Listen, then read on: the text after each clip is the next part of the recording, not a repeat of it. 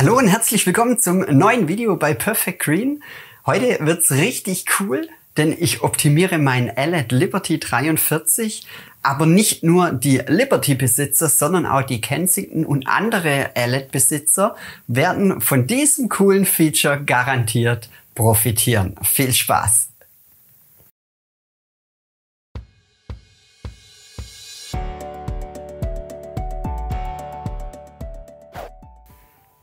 Ja, wie gesagt, ich optimiere heute den LED Liberty und ihr werdet euch bestimmt fragen, was das hier ist und was ich mit dem will. Das ist Nagellack. Es hat auch Vorteile, wenn man 3 Frauen im Haus hat. Gut, 2 davon sind noch relativ klein, aber sowas braucht man heute, beziehungsweise ich brauche es und es wird richtig cool. Denn jeder LED-Besitzer kennt es, die Schnitthöheneinstellung.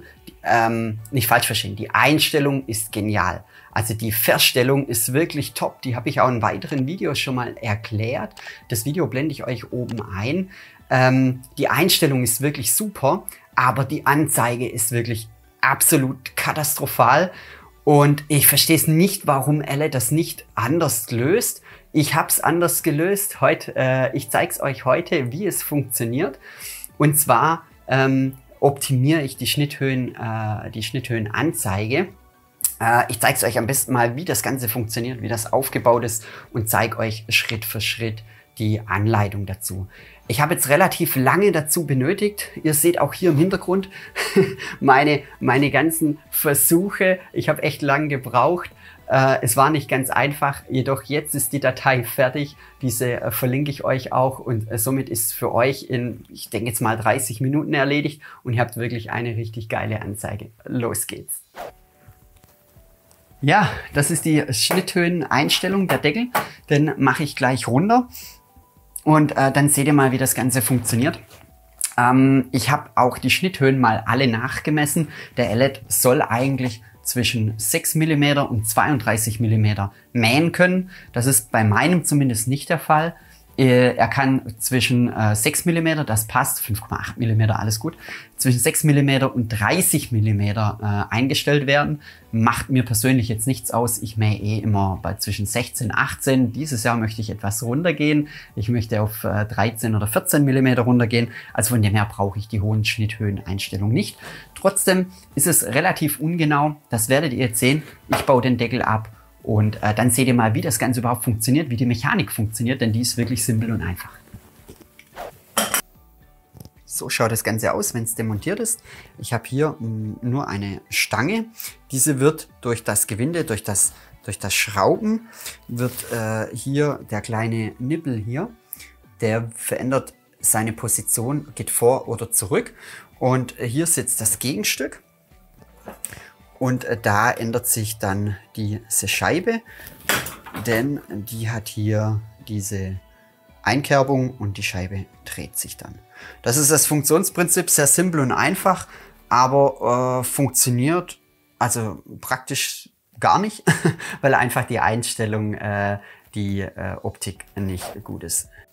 So, ich habe jetzt hier mal die Schnitthöheneinstellung 2. Die überprüfen wir jetzt hier mal. Das sollten eigentlich 19 mm sein, laut LED. Und das meine ich mit sehr ungenau. Wir haben jetzt hier eine Schieblehre.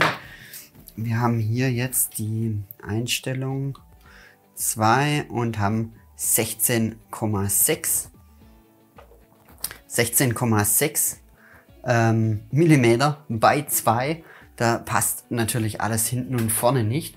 Und selbst wenn ich hier jetzt mal, dann müsste ich theoretisch hochdrehen, das sind jetzt ungefähr 19, dann bin ich eigentlich, dann ist die 2, es ist schon 2,5, finde ich. Dann muss man wieder überprüfen. Und wie gesagt, bei so Schnitthöheneinstellungen, bei 15, 16 mm, da ist halt wirklich jeder, jetzt habe ich 19,7. Also es ist wirklich wahnsinnig ungenau. Und da habe ich halt dann wirklich das Problem, dass ich im Prinzip nie weiß, welche Schnitthöhe ich habe und vor allem bei 15, 16 mm, da zählt wirklich jeder Millimeter oder wenn ich dann noch runtergehe auf 14 mm und ich muss mich einfach darauf verlassen können und das ist das Problem. bei der ganzen Geschichte. Aber wie gesagt, das lösen wir jetzt richtig cool. Ja, ich gehe jetzt, was ändere ich? Ich gehe im Prinzip nur her und ändere diesen Bereich hier. Ich tue dieses Teil hier raus und das Runde, das ist hier wirklich nur eingeklippt. Das ist echt auch mal gut. Das passt. Und ich drehe das Ganze, das war hier oben, ich drehe das nach vorne, weil hier nochmals Einkerbungen sind.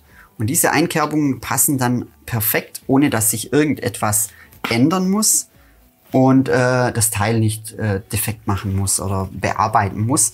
Somit habe ich das Teil immer noch auch Serie oder für die Serie gedacht. So, ich kann es also jederzeit wieder zurückbauen. Das Teil ist ja hier oben, die Einkerbung. Das bedeutet, ich sehe jetzt hier nur weiß. Das ist schon mal ein sehr großer Vorteil. Das heißt, ich kann hier meine eigene Skala hinmachen, meine Millimeter-Skala. Und da habe ich mir was gemacht. Das ist, Fokus geht nicht, jetzt. Und zwar habe ich hier mir ein CAD-Programm runtergeladen auf den PC und habe hier insgesamt 37 Versionen gemacht. Die ganze seht ihr hier an meiner Wand. Ich habe die einfach mal hier aufgeklebt. Und das ist wirklich nicht ganz einfach gewesen, denn 1 mm hier, beziehungsweise 1 mm am Gerät, ist nicht gleich 1 mm hier. Das habe ich wirklich extrem aufwendig umbauen müssen. Aber das Ganze wird jetzt richtig cool, und zwar die Anzeige, die wird nachher mega genau. Das Ganze kommt hier jetzt rein. Ich habe mir hier auch schon Markierungen gemacht. Das passt dann. Jetzt muss ich nur schauen. Ich habe hier nämlich 2 Versionen. Welche nehme ich denn jetzt? Diese hier war's. Und das Ganze klebe ich jetzt einfach mit einem Tesa, also provisorisch mit dem Tesa. Später wird das Ganze dann mit einem Sekundenkleber oder so professionell aufgeklebt. Und dann passt es. Jetzt muss ich nur schauen. Ich habe hier die 20 mm Markierung gemacht. Das fixiere ich jetzt einfach mal. Wird fixiert. Nochmal ein Tesa nehmen. Und da fixieren wir es nochmals. Das müsste eigentlich ziemlich genau passen. Gut. So schaut das Ganze dann aus. Und wenn ich dann jetzt hier das Ganze reinstecke, dann sehe ich hier meine Millimeter-Skalierung. So, da es aber zum Ablesen noch etwas schwierig ist, ich könnte jetzt zwar immer die obere oder die untere Kante annehmen, das wäre okay, das würde soweit passen. Allerdings habe ich mir hier auch was einfallen lassen. Und zwar nehme ich da jetzt eine Stecknadel. Habe ich geklaut bei meiner Frau. Die nehme ich jetzt und die mache ich hier rein. Die klebe ich hier rein. Ich mache das Ganze mal anders. Ich hole die Kamera mal runter.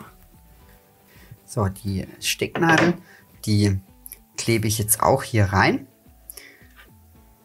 Die wird nur provisorisch mal auch wieder festgemacht mit einem Tesa-Streifen. Wie gesagt, das wird alles später richtig gemacht. Nur, dass ihr mal das Funktionsprinzip seht. Und dann habt ihr hier eine Nadel. Ihr seht gar nichts. Jetzt. Dann habt ihr hier eine Nadel. Und die Nadel zeigt dann hier an, welche Schnitthöhe das momentan gewählt ist. Jetzt kommt das Ganze noch besser. Und zwar die Nadel sieht man hier relativ schlecht. Deswegen kommt jetzt hier der coole Nagellack. Wie am Anfang erwähnt, tue ich jetzt die Nadel, die Spitze noch einpinseln mit dem Nagellack. Und dann habe ich habe jetzt einfach mal, verschiedene. Ich werde wahrscheinlich den leuchtendsten nehmen, der wo am besten leuchtet. Und dann müsste das Ganze ziemlich gut funktionieren. Ich würde sagen, ich baue alles mal zusammen und dann testen wir, ob das Ganze auch funktioniert. Ja, das Ganze ist zusammengebaut, der Nagellack ist trocken und so schaut das Ganze aus. Und zwar, ich hoffe, man sieht's. Ich denke, man kann es relativ gut erkennen, wenn ich hier drehe. Und das ist das Funktionsprinzip. Wir überprüfen die Millimeter-Skalierung, ob sie passt oder nicht. Und ich baue alles zusammen und dann sehen wir es. Ich habe alles zusammengebaut. Diesmal alles professionell mit Sekundenkleber und Tesa. Und also auf jeden Fall so, dass es passt. Ich habe übrigens, das hätte ich fast vergessen, und zwar, wo ist denn da diese Skala, die ich hier gemacht habe? Ich habe die ausgedruckt auf normalem Papier und habe sie dann laminiert, so eingeschweißt laminiert, damit einfach kein Schmutz hinkommt und vor allem Feuchtigkeit, damit das Papier nicht aufquillt und damit ich es auch richtig festmachen kann. Ich bin jetzt bei 6 mm, das ist die tiefste Einstellung. Er zeigt 6 mm an. Tiefer geht er nicht und da überprüfen wir das Ganze jetzt. Er zeigt an, eingestellt 6 mm und er hat, wie geil, wo ist die Kamera hier? Total genial. 5,98. Also ich denke, das kann sich sehen lassen, das Ganze. Wir gehen hoch auf die 10 mm Grenze. Warten wir, bis es einrastet. Gut. 10 mm. Schauen wir da. Wieder ein bisschen ranholen. Jetzt so. Wir messen hier.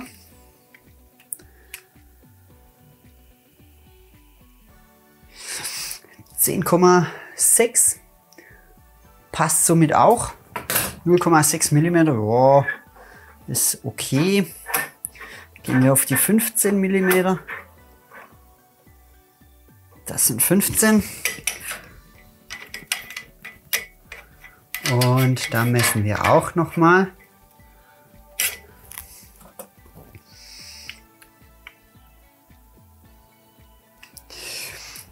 (15,31) Genial, absolut genial. Ich glaube es ja nicht. Wahnsinn, wirklich, wirklich cool. Ich bin total begeistert, das funktioniert. Sind wir bei 20 mm. Wir messen die 20. So. Und wir haben 20,6 spiegelt. Jetzt 20,6. Wir gehen eins weiter auf die 25. Und dann sehen wir, ob es da auch noch passt. 25.